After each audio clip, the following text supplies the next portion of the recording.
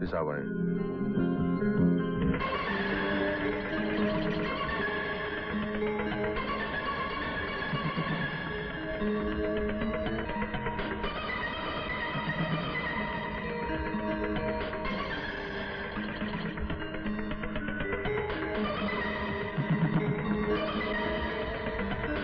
Welcome, welcome mister त्रिकाल चौधरी।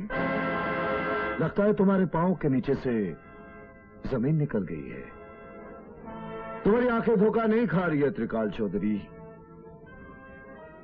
ये वही हवलदार तेवराज सिंह है जो तुम्हारे जुल्म की चक्की में पिसने के बाद आज दादा ठाकुर के रूप में तुम्हारे सामने खड़ा है।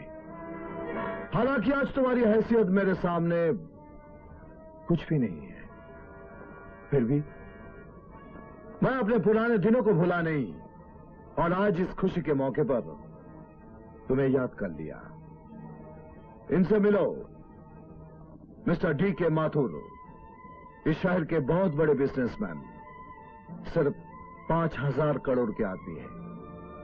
इन्हीं के इकलौते बेटे के साथ आज मेरी बहन की सगाई होने जा रही है।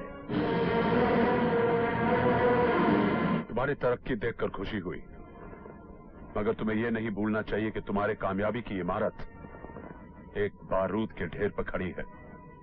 कानून की हल्की सी चिंगारी तुम्हें और तुम्हारे नाम को मिटा सकती है। कानून कानून सिर्फ कमजोरों और मजबूरों को मिटा सकता है त्रिकाल चौधरी। हम जैसे लोगों के सामने कानून और कानून वालों को झुकना पड़ता है। समय की कोख से जन्म लेने वाले इस ज्वालामुखी का नाम है दादा ठाकुर। आज किसी माई के लाल में हिम्मत नहीं कि इसके साए तक को छू सके। अरे, तुम्हारे माथे से पसीना छूट रहा है त्रिकाल चौधरी।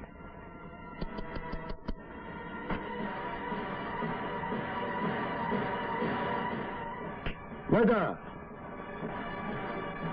साहब को बियार दो। उठा लो त्रिकाल चौधरी, इस वक्त तुम्हें ठंडी बियर की सख्त जरूरत है। Come on. ठीक हो, फाइल हम देख लेंगे। हाँ, हेलो मिनिस्टर।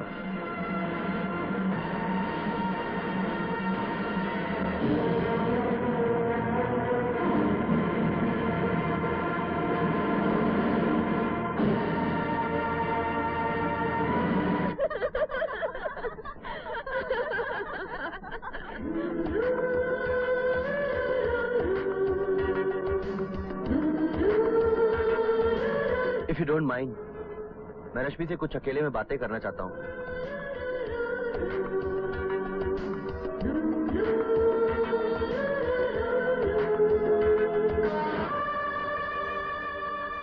शायद तुम्हें हैरत हो रही होगी कि तुम्हारे घर का पता कैसे मिला मुझे, लेकिन इसमें हैरान होने की कोई बात नहीं है रश्मि। प्यार करने वाले अपनी मंजिल ढूंढ ही लेते हैं, लेकिन मैं एक ऐसा बदनसीब इंसान हूं जो अपनी मंजिल के पास आकर भी उससे दूर हो गया। बाय द वे, जिंदगी का नया सफर तुम्हें मुबारक हो।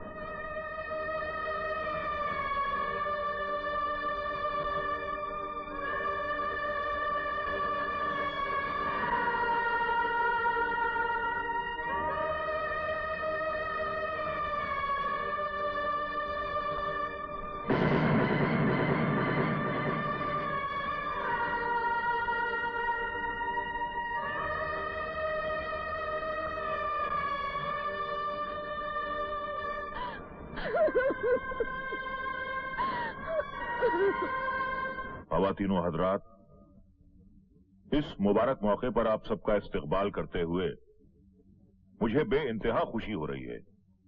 दोस्तों, आज मेरे लिए बहुत खुशी का दिन है। आज मैं अपनी बहन रेशमी और मिस्टर माथुर के बेटे विवेक की सगाई का ऐलान करता हूं। मैं आप सभी मेहमानों का तहे दिल से शुक्रगुजार हूं कि आप लोगों ने आज इस खुशी के मौके पर आकर हमारी खुशियां और बढ़ा दी।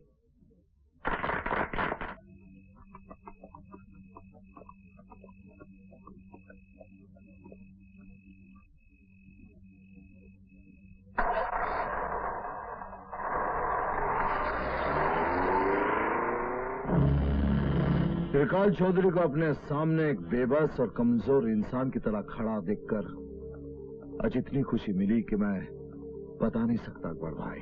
तुम्हारा खुश होना बिल्कुल जायज है। त्रिकाल चौधरी का यहाँ ट्रांसफर कराने का तुम्हारा क्या मकसद है वो मैं अच्छी तरह जान गया।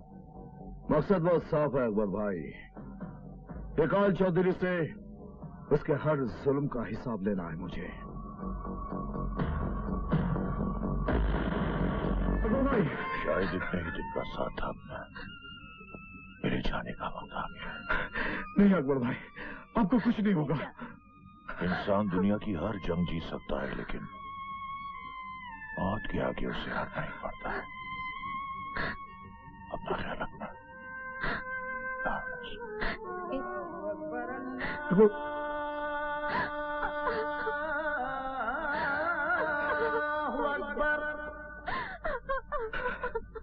अल्लाहु अकबर अल्लाह।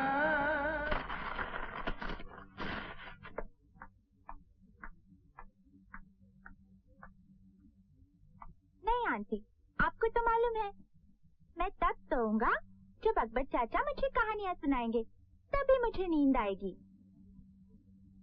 पापा, अकबर चाचा अभी तक क्यों नहीं आए? वो अब कभी नहीं आएंगे बेटे। क्यों नहीं आएंगे पापा? वो हमसे नाराज होकर चले गए। कहाँ चले गए? आप मुझे बता दीजिए, मैं उन्हें मना कर ले आऊंगा। वो जहाँ गए हैं वहां से कोई वापस नहीं आ सकता बेटे। रात बहुत हो गई है, तुम अंदर जाकर सो जाओ। Good night.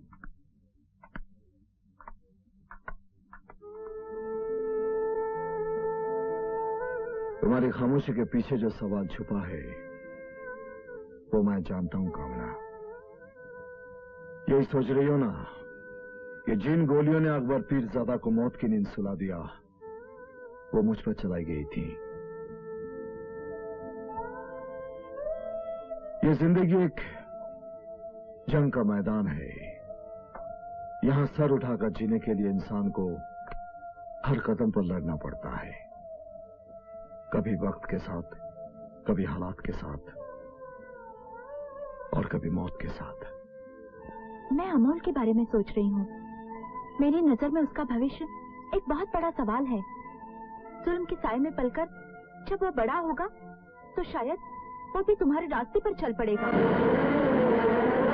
तुम कहना क्या चाहती हो? यही कि अकबर पीरजादा का उत्तराधिकारी दादा ठाकुर बना और दादा ठाकुर की कुर्सी का वारिस अमोल बनेगा।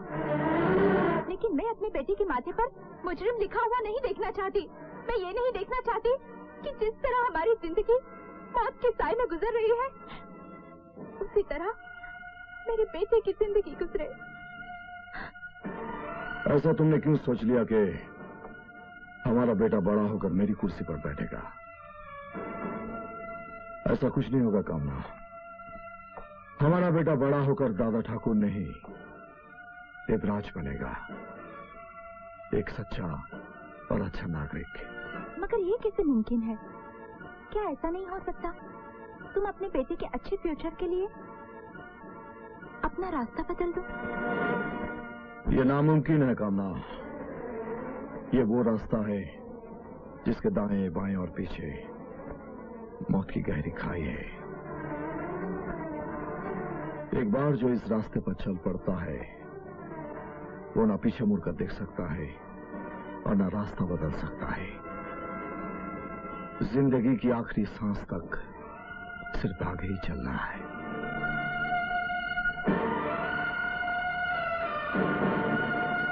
देख चीता, दादा ठाकुर अकबर पीरजादा को अपने बाप का माफक समझता था। अगर उसने तुझे पहचान लिया होगा तो तेरा बचना बहुत मुश्किल है। मेरी बात मान, 2-4 महीने के लिए अंडरग्राउंड हो जा। मुंबई में चुपके रहना भी रिस्क है चिता, इसीलिए मैंने तेरे को मॉरिशस भेजने का फैसला किया। इसका मतलब ये मत समझना कि हम दादा ठाकुर से डर गए। जुर्म की दुनिया में वक्त और मौके के हिसाब से चलना पड़ता है। ये लो टिकट, शाम के फ्लाइट से निकल जाना। ठीक है भैया।